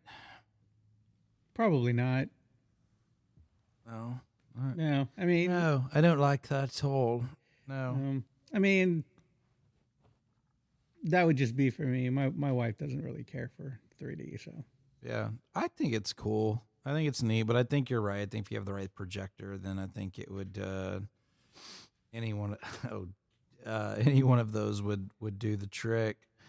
Just because, well, what's weird is a lot of projection companies aren't doing 3D anymore. Like Sony's not doing it in theirs anymore. Epson's not. That's what I asked the question. Is it a dying technology? Is it going by the It was wayside? dead when it started. I mean, but 3D's been around. But it's more commercial stuff than residential. They really tried on residential. In fact, I am so happy those days of demoing 3D are over. I mean, Sony was especially so hardcore trying to push it. They gave us bricks. I still have them somewhere. They gave us bricks of Alice in Wonderland in 3D, like bricks, like Master Pack 30 disc bricks to give away. That's how desperate they were to get people to adopt it. And then they had the active shutter glasses. What I didn't like is, so I could do the polarized glasses, the ones you wear in a movie cinema, way easier than I could do the active shutter. Because to me, I always saw them flicker, and then I wasn't watching the movie. I was like, what the hell just happened? Why is that? Why is the flickering thing going on? Type of thing. So, but I've seen it gain popularity in the UST category, though, which is I find to be very interesting. But on the big boy projector stuff, I find that they're phasing it out quite a bit. Yeah, I mean, Cameron was pretty adamant about showing Avatar in 3D. I don't know if they even had 2D content to play, but you can't buy the disc in 3D right now, can you? What disc are you talking about? Avatar. The first one? Did you Any of them? did you mute me? No, Oh. we can all hear you. Okay. I can't hear me. I can't. I tap the microphone and it doesn't make any noise, so I don't. Your voice shall not be silenced. It Thanks. has been silenced. Can you hear yourself now? Hello. Yeah. I can hear them. Is that better? If you're gonna Say that. I'm going to get out my. Friend. You need to take that board away from Justin. That's true. Oh God, But That's a party. I don't know, man. It just I like it. Not a lot of people do. Is it dying? It's probably going to be the same as it was before. It was popular, then it wasn't popular, and it's popular, then it's not going to be. How do you feel about these side peripheral screens that you're seeing marketed, where it's like an ultra wide? Oh, like Screen X? Yeah. I think they're kind of cool, concept. And I only say concept only just for the simple fact that I have never watched a movie in it. But I hear pretty good things about it from other people. I usually don't go by what, other people's experience because, it's all going to be subjective. But I just don't think that there's enough content for it. So if you have enough content, then yeah, it'd definitely be worth it. And if the movie is produced in a Screen X, type kind of format, because if It's not, that's not an IMAX thing then. no, That's not one of yours. But it, you have, I think it gets kind of annoying in a sense where, if I'm not mistaken, you have content playing on the screens, even though the movie is not. So you're just focused on the thing. So there's always something going on, I believe. But again, I can't really speak on that. So Just for the simple fact that I've never seen a movie in it. I did see an article that you this may be, I'll tell you if you have to kill you territory for you, that IMAX is moving into some sort of new laser thing. IMAX has been laser for a while. Oh, have it? Yeah, Because yeah. I think I sent you that You did, article. yeah. You sent it, and It was on Facebook, so you couldn't look at it. But I tried to screenshot it the best I could. It said something like "prepare for laser" or whatever. But I was it like, was I thought you probably guys have just been doing for a that bit. particular location. Okay. But we have quite a few. You have laser your machines own. around. That is your own projector. That you're not using somebody else or somebody. That is top secret. Your baby. That's what you're doing. It's your kind of a white label thing, right? If you know, you know. Okay. I'll just Put it that way. So, what is the average size of an IMAX screen? It depends. Is it 2 stories now, or is it? I'm not sure. I'm not sure what the size, because they do vary, right? Yeah. There's like the baby ones that you see in like the local Yeah, cinemas. And there's the massive. I always tend to have these conversations with people, and they're, I've heard the terms Baby Max, Limax, whatever, and I find it funny just because all of them are bigger than what you have. Yes. It all goes to aspect ratio. It's all about the aspect ratio if you're looking at something, because IMAX aspect ratio is not not the same as if you're looking at a regular cinema, right? So even if you go into a large auditorium, right, you got a 239 aspect ratio, you got a 185 aspect ratio, for those who know, flat scope. But the thing is that those aspect ratios are the same in no matter what size auditorium you're in. Okay. Right? I see what you're saying. So with an IMAX aspect ratio, it's basically, what is it, 1.9, 1.43. It takes more of the image that's put on screen. Yep. You can't put an IMAX aspect ratio in a regular projector because it's just not going to work. If you are building your home theater today, are you going Cinescope or are you going 16:9? I would go Cinescope. Would you really? I would. Okay. Well, and I know that for that it's a little different. Well, all your I Netflix and everything else gets chopped off. I like a native scope image. Oh, I do too. I think it's awesome. I would use something like a Mad VR. I don't know if you've looked into those. I have not, no. So what a Mad VR does is it actually calibrates your projector for one, but number two, what a Mad VR does is it will adapt frame by frame a 16:9 to Cinescope. So if you're watching a football game on a Cinescope, you got the black bars on the sides, right? Instead of the full screen, because it's not shot in Cinescope. It's shot in standard 16:9 format.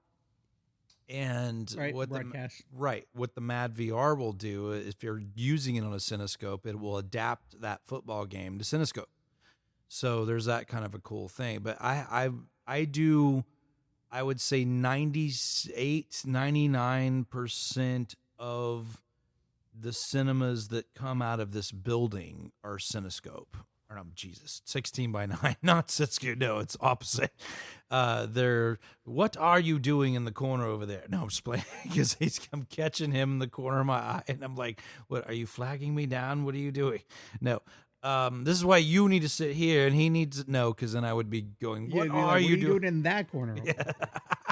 But no, so the majority of the ones we're building are 16:9 because you can adapt it to Xbox or standard streaming, Netflix, Hulu, Vudu, your Downton Abbey, and all that stuff that's shot in 16:9. It will fill up the screen beautifully. Whereas if it's not shot in Cinescope, then that's going to be an issue. But the other downfall of Cinescope, as directors like Joseph Kosinski is doing these wild aspect things that they're doing with things like F1 and Top Gun Maverick, then that's a nightmare for a Cinescope screen, because it's not going to fill up. You go from not filling up the screen to here to filling up the screen to now on the action sites, it's not filling up the screen again. So it's I mean, I'm just kind of like, any type of letterbox doesn't bother me. Like if I'm watching,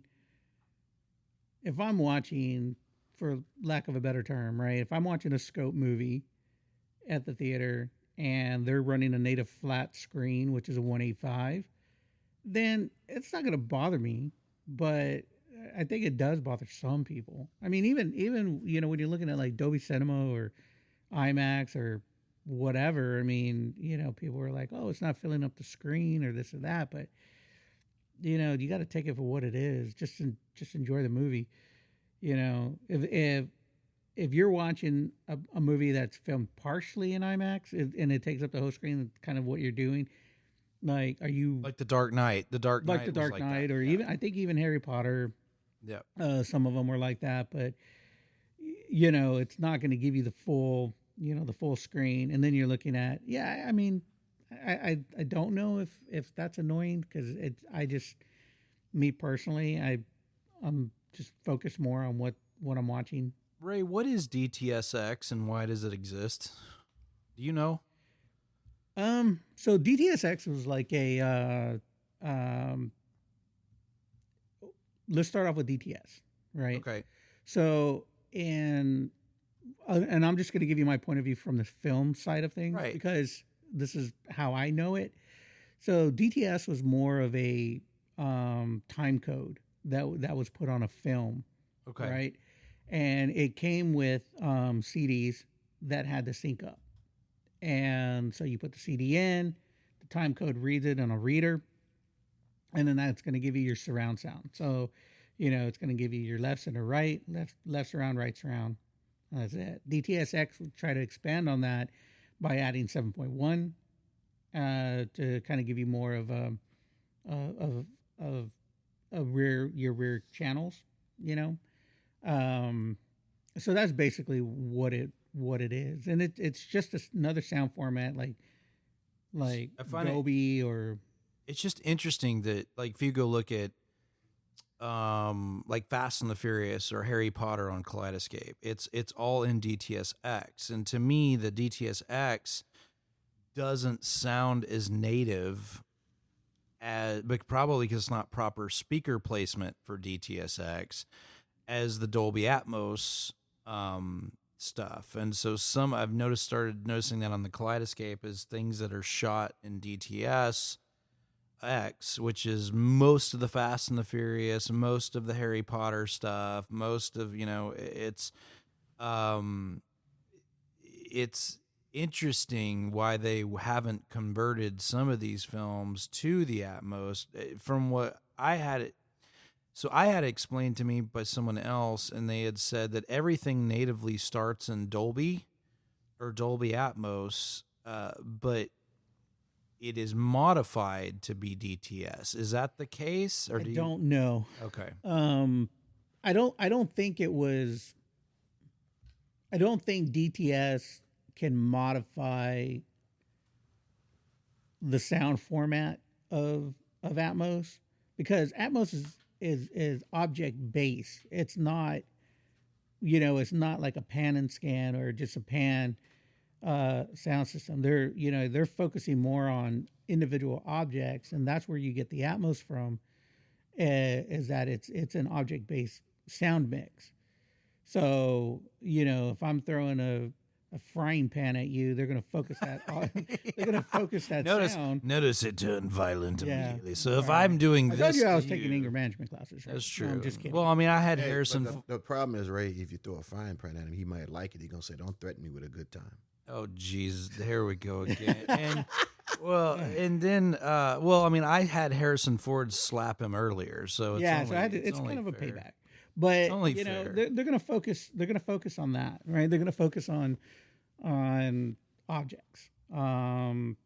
So that I don't know how DTSX would compare. I don't think DTSX, and anybody out there could correct me if I'm wrong, but it's not an object based. So if you were building the ultimate cinema, as far as speaker placement, would you do it for Atmos or would you do it for both DTS and Atmos? No, mine would just strictly be Atmos. Because DTS is like voice of God channel, front wides, rear mids, rear mid Well, highs. you gotta rear mid remember high though, wide, like yeah. even with Atmos, your wides only are activated during Atmos content. Right. So So- a lot of the argument of the forum banter, so to speak, is that there's not enough Atmos activity, and I call bull on that, because to me you're either using a crappy source to begin with that isn't where your Atmos is compressed and it's not as pronounced, unlike a disc or a Kaleidoscape would do it, and then. Are you sure you're not sponsored by Kaleidoscape?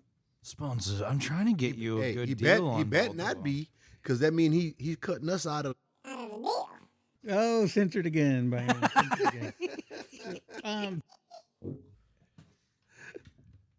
So, yeah, no, now we're getting you said we better behave ourselves from Ian. So, no, my thing is that a lot of the forum banter is that Atmos isn't worth it. It's a marketing gimmick to sell more speakers, and I call bullcrap on it, because to me it's a native channel. If it says Dolby Atmos on it, it natively plays for as many channels as your processor opens it up to. I think you could say that about anything. Like, oh, this is just a gimmick. Surround sound's a gimmick. Your Bugatti's a piece of But crap. doesn't doesn't the manufacturers who builds the processors that put Dolby Atmos name on it has to pay for that logo? They do have to pay. They do have to pay for a license in order Yes. to. And Tascam, I think, was probably one of the first Atmos things in LG, because if I'm not mistaken, I think LG had a partnership with Dolby. Interesting. So Tascam's also owned by LG TF. was one of the first to come out with Dolby Vision on their TVs. So, but I knew that Tascam. I know because Tascam. Sony didn't want to pay the price. There's a lot of things Sony doesn't want to do. I know. But to I think they wanted to have Tascam definitely had a really good system that can mimic or produce Dolby Atmos. You might have had to put in an expansion card, but I think it still worked. To me, there's to Byron's question, going back to toward the beginning of this, is there are subtle things that people can do to move their room into a home cinema category. It's actually easier to do than you think. You just have to spend $1 million. No, Yeah. I like Ian's version better. Just build a theater like outside. yes. Convert. You don't need a garage. How many? You don't need 50 motorcycles, right? So, Now, Do Jay Leno need all the cars he has? yeah, but No. but Jay Leno's making Jay Leno money. It's not the point about dollars and cents. I think. Yeah. Okay. I'm sorry. I do all about what you apologize. I care about. overstepped my boundaries. Oh, and they thought they had. Do Justin need 6 subwoofers? He has 12, and he That's- doesn't need all of them. That's just in the front. Get it straight. Oh, my bad. He has 12 and wants more. No, I have 9. You What can't. happened? Neither one of you can count. I just do you going by what you see said them? last night. 3 in the front, 4 around the room, and then 3, 4, 5 in the front, 4 around the room, and then I'm gonna add 2 more in the back, and because I'm gonna run my surround and high level. And some under the floor now. And 2 under the floor. Now we got to remove the things on the stage. Yeah, I did see the rail 15 inches was gone. Yeah, no, somebody bought it. I didn't get to use it. It was it escaped my clutches. It didn't get. Now I want to do 2. I want to do 3 1510s on the front, and then move the 1205s in the back, and keep those on a high pass only, and not LFE. The big 20s are doing the LFE stuff as long and along with the side surrounds in the back surrounds. But that's beside the point. Let's let's not talk about my personal problems. But going back, I mean, people can say what they want about anything. I mean, again, it's going back to being subjective and what you want. If you want Atmos, put Atmos in, man. Yeah, I'm a huge, opponent of Dolby Atmos. To me, there's 5 simple rules to this. 1, correct the room. Don't rely on room correction.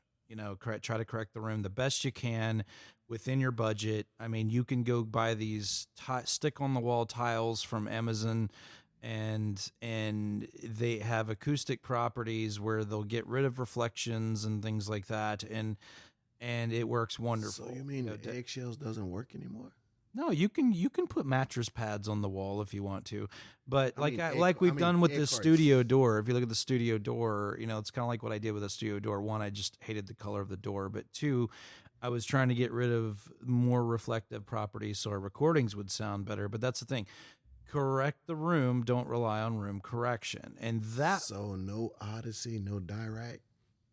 In what? No, you can still do that, and it's still there. Those are still absolutely wonderful tools to use, but they're not miracle workers. They're going to basically, if you run a standard room correction without correcting the room and adding acoustic material, congratulations, you just made a really good speaker sound like a Campbell soup can, because all it's going to do is it's going to try to critique that curve based on the reflections that the microphone is recording, and then it modifies that wave, and most of the time it's cutting it off at 80 hertz, and you've got these weird dips, and it tries to flatten the curve out.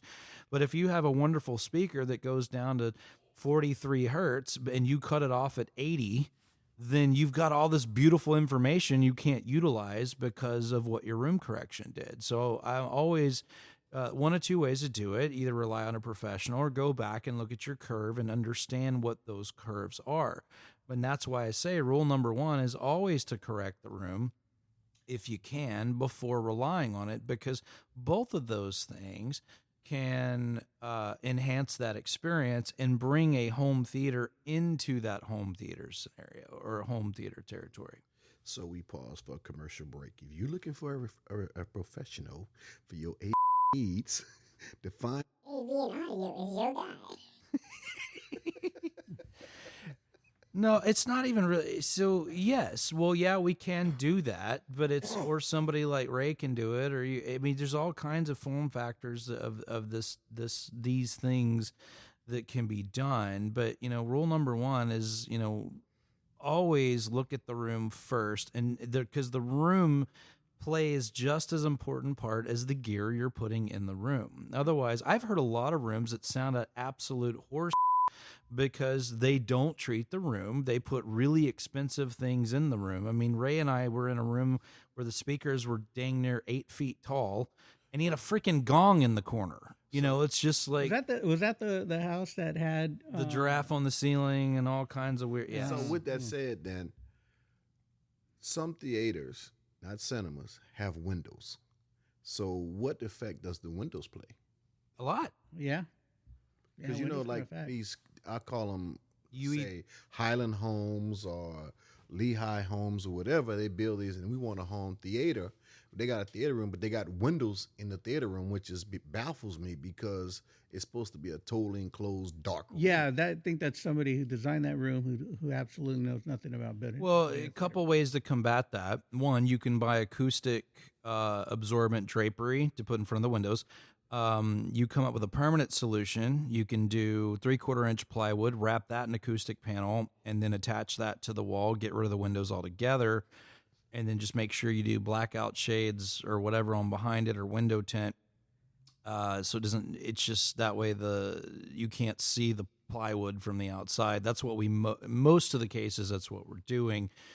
Just to get rid of the windows. Windows don't bother me because a lot of times we do high-end living rooms or high-end game rooms that just, it is what it is. My job is to keep the end user alive, or me alive, and them married in most cases. So if I start talking about taking windows out, then mama gets pissed. And so Justin doesn't stay alive. And so, we just kind of work with it. But yes, glass reflection can create all kinds of weird issues especially with high frequency, for sure. And I think Ian, your room has 0 windows. Oh, I thought your door had windows in it though. Nope. Oh, does your door not have windows? Okay. No I thought it windows, did. Doors or walls or anything.